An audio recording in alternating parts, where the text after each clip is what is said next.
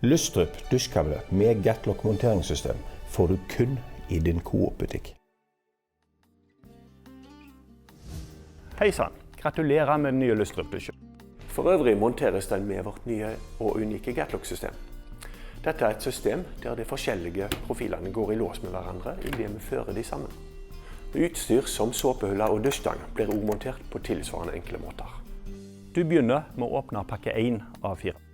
I pakke 1 der finner du karet, dørhåndtaket, dusjhodet med dusjslange, såpehuller, dusjstang, dørhjul med pyntecover, topprofil, frontpanel til kar, toppdeksel til Jana-profiler, Trykkslange med pakninger og monteringsveiledning. Det første du gjør etter å ha tatt karet ut av veska er å sørge for at stillbeina på undersiden av karet Er justert sånn at de er lite grann på utsiden av frontpanelet. Når du har gjort det, så tar du frontpanelet av og legger det til sides. og så begynner resten av jobben. Det neste du må gjøre er å vatre av karet, og dette må gjøres der som karet skal stå, nemlig inne i hjørnet. Det gjør vi på følgende måte, at vi legger vateren oppå, måler ut, ser hvordan det tar seg ut på begge sider. Her er det en skjevhet. Da må jeg til å løfte den lite grann i dette hjørnet.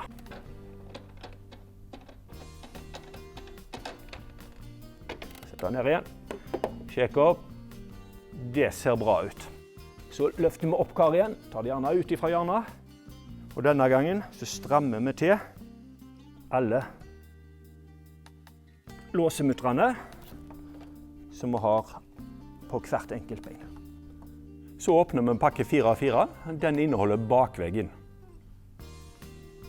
Så skal vi montere dusjstanger. Det gjøres i dag veldig enkelt.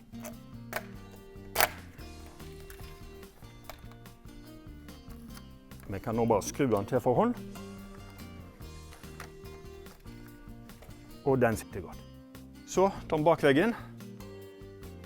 Setter den over profilen i bånd på karet. Så presser du den ned i sporet til gatlocken går i lås. Det som er viktig er at nå har veggen en posisjon der hjørneprofilen går utenpå karets båndspor. På begge sider. Deretter åpner du pakke 3 av 4. Der finner du sideveggene. Nå skal vi montere såpehuller. Det gjør vi ved å legge den inn i hullene i veggen her på den måten. Presser du bare inn i små låseskiver. Så skal vi montere sideveggen i karet. Det gjør vi på følgende måte. Vi setter den oppi karets båndspor. For så å presse gatlocken i lås. Så monterer vi den andre bakveggen. Det gjør vi på samme måte som den første.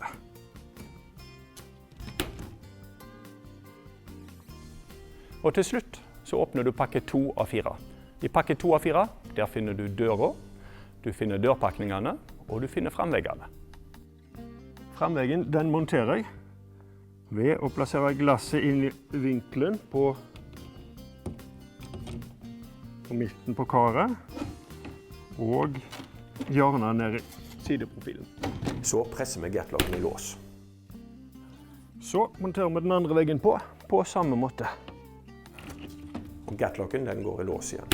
Så skal vi montere topprofilen. Her har vi en vinkel. Den vinkelen den har samme bredden som glasset, så den skal tres nedover på hjørnet på frontglasset. I enden her har vi en del som tilsvarer et spor i hjørneprofilen. Vi setter den inn på der og presser ned. Så skal vi montere karets frontpanel. Det gjør vi med å presse de over de metallippene som er montert under karet.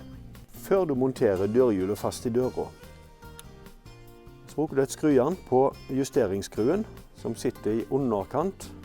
Her skrur den mot venstre helt til den stopper. Dette er den samme skruen du bruker for å justere høyden på døra i etterkant når dusjen for øvrig er montert.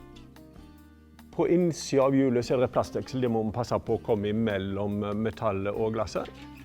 Sett den opp til hullet, sett inn på den innerste delen og skrur de sammen. Når vi kjenner at vi har skrudd den greit til, så knepper vi på pyntekommeret. Så henger vi opp døra med å føre dørhjulene inn i sporet på topprofilen.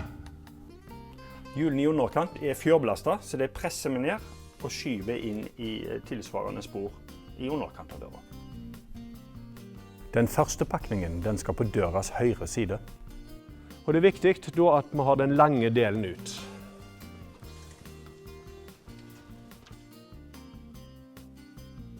Denne monteres på kabinettets høyre fremvegg, slik at de myke delene vender innover i kabinettet.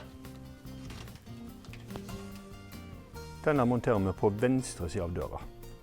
Den har en liten flipp på seg, den skal peke ut av kabinettet. Denne pakningen monteres på kabinettets venstre fremvegg, med den myke delen innover.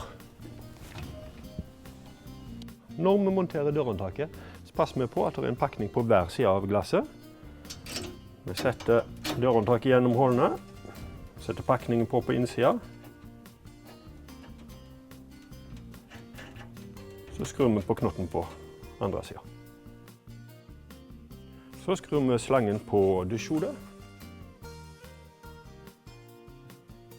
Henger den opp. Så er det bare å velge seg en blandebatteri. Se det, da var dusjen montert. Så presser du den ned i sporet.